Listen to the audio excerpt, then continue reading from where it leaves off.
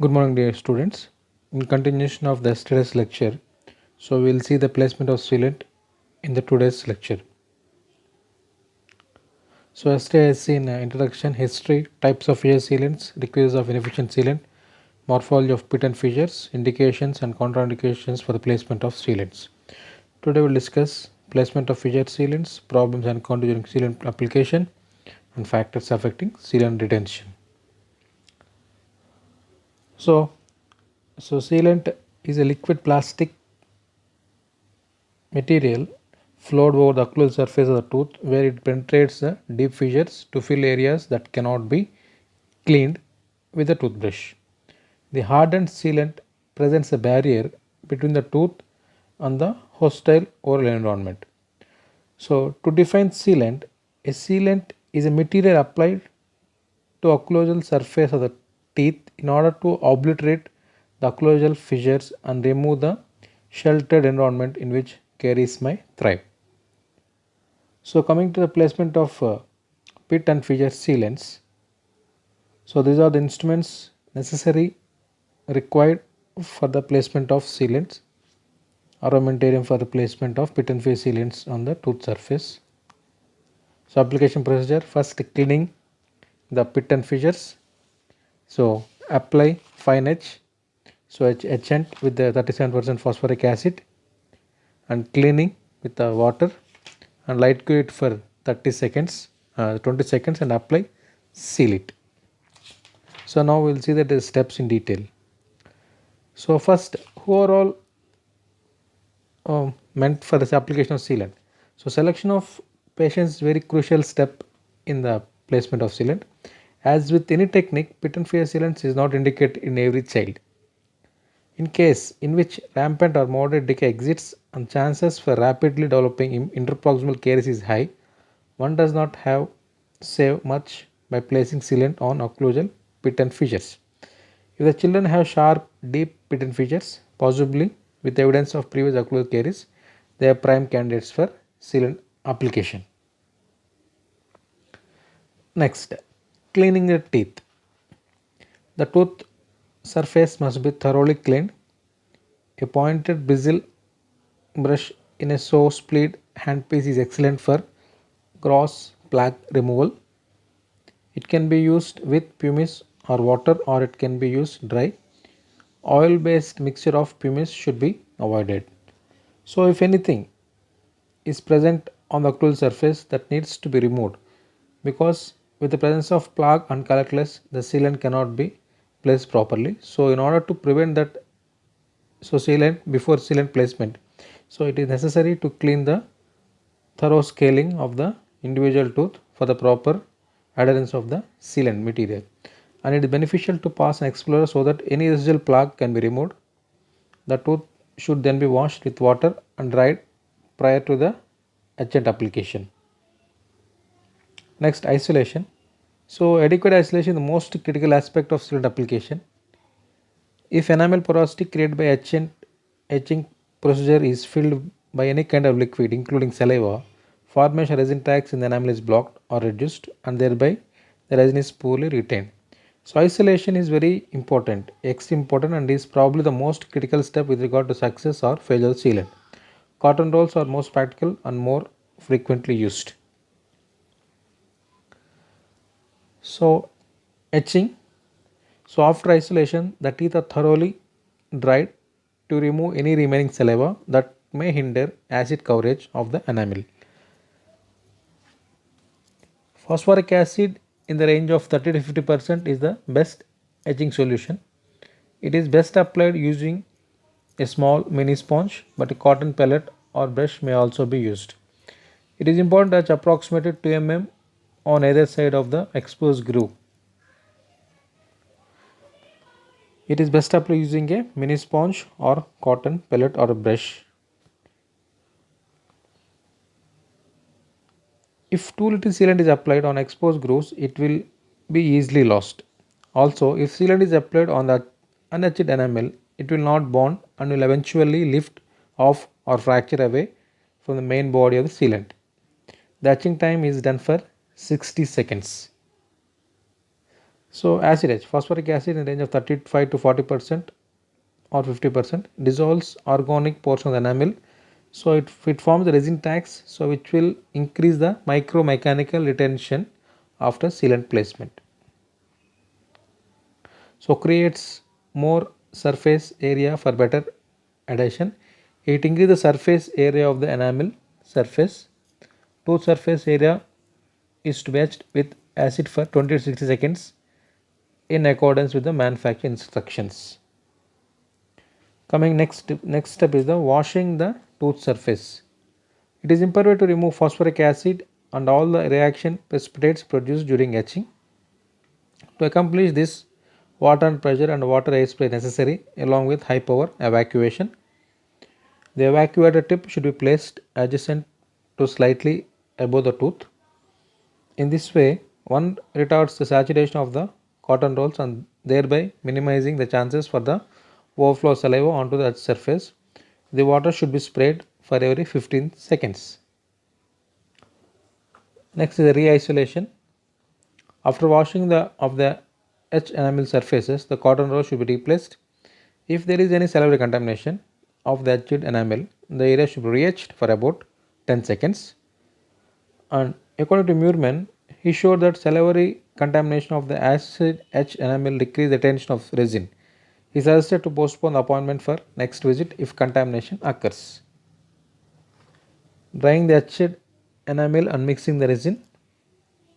As soon as the cotton rolls are placed, compressed air is directed all over the etched surfaces. The drying phase is also very important as the moisture on the etched surface hinders penetration of the resin into the enamel. Air is continuously directed over the edge surface until the sealant is ready for application. A minimum of 15 seconds drying time is recommended for a single tooth. When mixing the resin, care should be taken not to spatulate vigorously since this will lead to incorporation of air bubbles or voids in the resin. The bubbles that come to the surface after some amount of wear can be mistaken as caries as there will be plaque accumulation in that area. Use of colored sealant is beneficial as it makes the bubbles more visible during the application. Sealant application. A brush is preferred method of applying sealant on the etched surface. An excellent disposable brush specifically designed for pit and fissure sealants comes with the 3M or manufacturer supply with the kit. This brush comes with the disposable brush tips. The main function of the brush tip is to carry and apply sealant to the tooth. So opposite end of brush is designed to be used to apply very small drops of sealant in delicate areas where precise application is very important. Sealant should be applied in a relatively thick layer. A thin layer of sealant may not have strength to resist fracture. So curing of a light cure sealant. So with the light, so we will cure according to manufacturing instructions. When applying autopolymerizing sealant to the whole quadrant, it is best to cover all the etched areas on each tooth as soon as possible with a layer of sealant and then go back to each tooth and add the bulk if necessary. The complete procedure from etching to polymerization should be between 3.5 minutes. So this is how you can divide the 3.5 minutes. Etched 60 seconds, wash 30 seconds, change the cotton rolls, dry mouth, mix with sealant for 30 seconds, apply sealants for 30 seconds, polymerization, that is curing, for 60 seconds. Total time is 3.5 minutes. So inspection and evaluation of sealant. So check for the margin integrity, pits or voids in sealant, overhangings and heavy occlusion. So a probe is used to ensure that all grooves are filled or sealed and the tooth surface is smooth. Furthermore, one also verifies that sealant does not extend over the marginal ridge, the upper sides of the tooth. The occlusal interferences are checked to ensure that the sealant was not built up too high, which would result in premature contact between respective teeth. Note that all contact points between the upper and lower teeth must be between teeth only. If contact points are on sealant, the sealant must be trimmed down with a round bar where we will use the alternating paper. Ask the patient to bite if any of the high points are there. So normally we will reduce the high point with a round bar. Reevaluation entails one to observe the sealants at all future appointments. If necessary, one may need to reapply sealant. Reapplication along with fluoride and other preventive measures can provide 100% caries free and restorative free patient. So this is how normal will check for the high point. If any high point is there, you will take the articulating paper, ask the patient to bite. So in other, and if any high point is there, wherever the excess is there, so that will the articulating paper will stain it and we can reduce it so that the high point can be reduced. So problems encountered during sealant application. Excess spillage into gingival tissue. Usually it happens distal to upper molar when the patient is supine position. The material flows distally and once it touches the gingiva, it may flow in excess onto the adjacent area. Once contact is made with the gingiva prior to sealant polymerization, it is best to simply let the material polymerize before trimming the material down. So resin bubbles is called voids. If the bubble penetrates to depth of the fissure or is seen to be in a potentially weak area of the sealant, another mix of the sealant should be made to fill the bubble. So sealant loss, it is usually confined to the following areas. Areas difficult to access. The cause might be improper cleaning, etching and washing. Areas adjacent to gingival margins. The cause might be contamination by capillary action of the tissue and clavicular fluids. Areas of cellular contamination of retching. The cause is poor moisture control because of lack of isolation, perfect isolation methods. So most sealant loss will occur within first 12 months after application of the sealant. And according to Buonocore, 69% of the sealant loss was confined to the lingual side of the maxillary molars and buccal side of the mandibular molars. Before reapplying sealant, the reason for loss should first be established. So factors affecting sealant retention.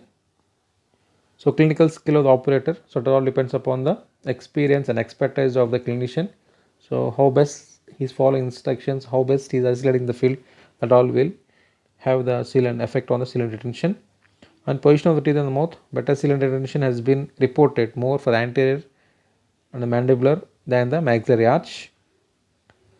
Age of the child. It is difficult to obtain a dry field because of the behavior problems in the young children and direction of the enamel rods. That is, in permanent teeth, the enamel rods form an angle perpendicular to the outer enamel surface, but in primary teeth, the enamel rods does not form angle that will permit good retention.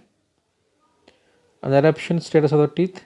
When a tooth is not completely erupted, the retention rate is lower, possibly due to the difficulties in maintaining a dry tooth surface during application. Technique errors. This includes moisture contamination, inadequate etching, incorporation of the air bubbles into sealant material, and incomplete removal of debris from pit and fissures prior to the etching. So view on fluoride containing sealants.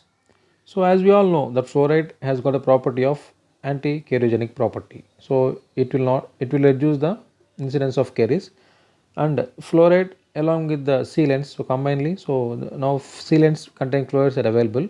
So addition of fluoride to sealants was considered since 1976 and efforts to combine the two continue today. Two methods of fluoride incorporation are used. In one, a soluble fluoride salt is added to unpolymer resin. After sealant is applied to the tooth, the salt dissolves and fluoride ions are released. The other method involves an organic fluoride compound which is chemically bound to the resin. So bound to the resin. So because of the fluoride anti-cariogenic property, so fluoride sealants are more common and so on, it has a better effect when compared to the sealant without fluorine. So sealants are the material which are placed on the deep pit and fissures which act as a barrier, so and it will prevent the incidence of future incidence of caries. So sealants is used to protect the occlusal surface. A major effort should be made to incorporate the use of sealants along with the other primary preventive procedures such as plaque control, fluoride therapy and sugar discipline. Whenever sealant is placed, a topical application of fluoride should follow it if at all possible. In this manner, whole tooth can be protected. In many public health programs, however, it is not possible to institute full scale preventive programs either because of apathy or lack of time and money. In such cases, there is some consolation in knowing that at least the most vulnerable of all the tooth surfaces, the occlusal, is being protected. So, this completes the pit and fill sealants. This, thank you. Thank you.